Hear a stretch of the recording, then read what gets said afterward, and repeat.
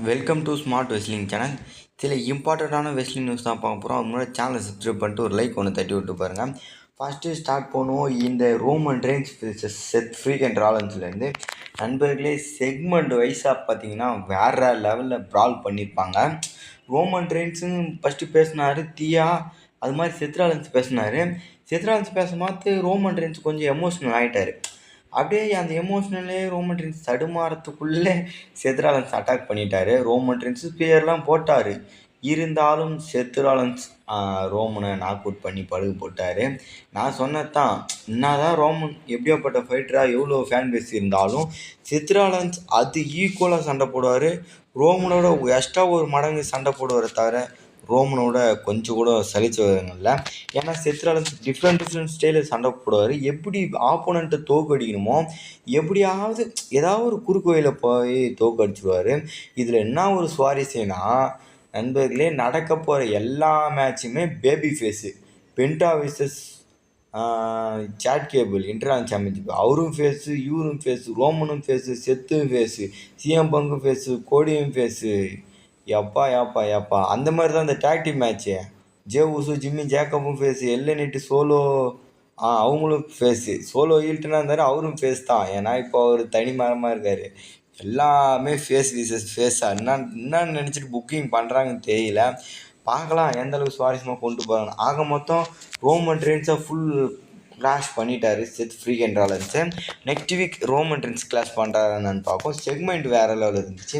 அந்த மாதிரி ஒரு மிஸ்ட்ரி ரிட்டனை காமிச்சிருப்பாங்க. ஆல்ரெடி சில டாக் டீம், அதான் 2 பேர் டபிள்யூலேருந்து வெளியே போயிட்டு இருந்து மாதிரி சடை மாதிரி வச்சுருந்தாரு பாருங்க. அவர் பேர் எனக்கு தெரியல. நல்லா ஒயிட்டாக இருப்பார்.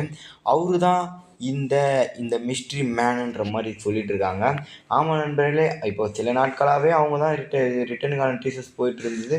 இப்போது அவங்கள அப்படியே மறைமுகமாக வச்சு காமிக்க ஆரம்பிச்சிட்டாங்க. நான் இவங்கள காமிச்சோன்னு தான் நம்மளுடைய இந்த பீட்டனும் அப்புறம் அவர் கூட இருந்தார் பாருங்க, ப்ரூஸ் வைட்டு ஏதோ ஒரு, அவங்க 2 பேர்த்தையும் காணவில்லை. நம்மளுடைய எல்கிராண்டோ, அதாவது இப்போது நியூ எல்கிராண்டோ அமெரிக்கானோ இருக்கார்ல, அவங்க கூட தான் இருந்தாங்க.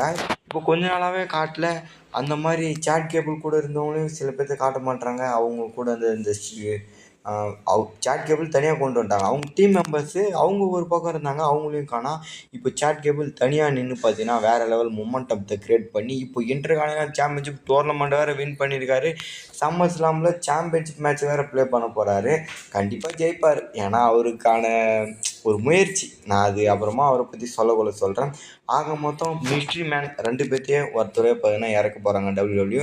இதே இருக்காரு பாருங்க, அவரு தான் அந்த கும்மிடி வச்சிருக்காரு, அவரும் பின்னாடி இருக்காரு. இவங்க 2 பேரும் தான் ரிட்டர்ன் பண்ண போகிறாங்க.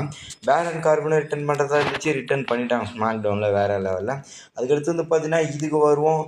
எல்ஏ நைட்டு, சோலோ சிக்காவா, அப்புறம் பவர் ஹவுஸ், இவங்க 3 பேரும் ஒரு டீமு. சேக் ஆஃப் ஆட்டு ஊசோஸ் ஒரு டீமு. ப்ரோ ரைட்டு தான் ப்ரோ, சூப்பராக கொண்டு போனாங்க ஸ்மாக் டவுனில். ஜேவை எங்கே ப்ரோ காணான்னு கேட்டிங்கன்னா, ஜே உசோ பர்சனல் அட்டாக்கில் தாக்கப்பட்டார். என்ன ப்ரோ சொல்கிறேன், இல்லைனா ஜே உசோ வந்திருப்பார். ஏன்னா ஜிம்மி ஜேக்கப் 2 பேர் தான் இருந்தாங்க, ஆப்போசிட்டில் 3 பேர் இருந்தாங்க. அஃபிஷியல் பண்ண பார்த்து 3 பேர் சேர்த்து அஃபிஷியல் பண்ணாங்க இந்த ஜேக்கப் ஆட்டு பக்கம். ஜே எங்கே ப்ரோ காணன்னா ஒரு ஃபேமிலி பிரச்சனை இருக்கார். ஏன்னா அவங்க ஒய்ஃப் பார்த்தீங்கன்னா டிவோர்ஸுக்கு அப்ளை பண்ணியிருக்காங்க. என்ன பிரச்சனையோ ஏதுன்னு தெரியல. ஜே உசோட ஒய்ஃப் டிவைஸுக்கு அப்ளை பண்ணி அந்த டிவைஸ் ப்ராப்ளம் போயிட்டுருக்கு. கண்டிப்பாக சம்மர் ஸ்லாமில் இருப்பார். இங்கே தான் இருக்க முடியாது, சம்மர் ஸ்லாமில் இருந்தே ஆகணும். அதுக்குள்ளே அந்த பிரச்சனை முடிஞ்சிடும். திருப்பி ஒன்று சேர்றாங்களோ இல்லை விவாகரத்து வாங்கி, அதெல்லாம் அவங்களுக்கு சகஜம். நம்ம கஷ்டமாக நினைக்க தேவையில்ல. ஏன்னா அவங்களுக்கு ஈஸி. அதெல்லாம் வந்து பார்த்திங்கன்னா இந்த மேட்ச் வைஸாக பார்த்தீங்கன்னா தாறுமாறாக இருக்கும். இந்த 2 டீம், இந்த ஒரு 2 டீமுமே ஃபேஸ் விசஸ் ஃபேஸ் தான். இங்கே பவர் ஹவுஸ் எடுத்துன்னு போய் சோலோ பவர் சேர்த்து விட்டதெல்லாம் ரைட்டு.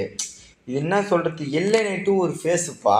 அவரு சோலோ சிக்காவுக்கு போய் ஹெல்ப் பண்ணுறாரு, சோலோ சிக்கா இவருக்கு ஹெல்ப் பண்ணுறாரு, மாற்றி ஹெல்ப் பண்ணிக்கிறாங்க. இந்த டீமும் ஃபேஸு. இதை ஒரு கொலாப்புலேயே கொண்டு போகிறாங்க. ஆனால் இந்த ஸ்டோரி பார்த்தீங்கன்னா வேறு லெவலில் க்ரியேட் பண்ணுறாங்க. ரோமனுடைய பிளட் லைனுன்னு வச்சு 2த்துலேயுமே ப்ராஃபிட் பார்க்குறாங்க டபிள்யூடபிள்யூ. முன்ன ஒரு டைம் பண்ணுவாங்கள்ல ஸ்மாக் டவுன்லேயும் ஆதிக்கம், ராகுல் அடிக்கடி வந்து அப்படியே சும்மா அப்படியே டிக்கெட் செல்லிங் பண்ணுறதில்ல. அந்த மாதிரி தான் இப்போ ராகுல் வந்துட்டு ஸ்மாக் டவுனில் வந்து டிக்கெட் செல்லிங் பண்ணுறதுக்கோசரம் போராட்டம் பண்ணிட்டு இருக்காங்க. செம்மையாக போகுது சம்மர் ஸ்லாம் பிளான்ஸ்லாம்.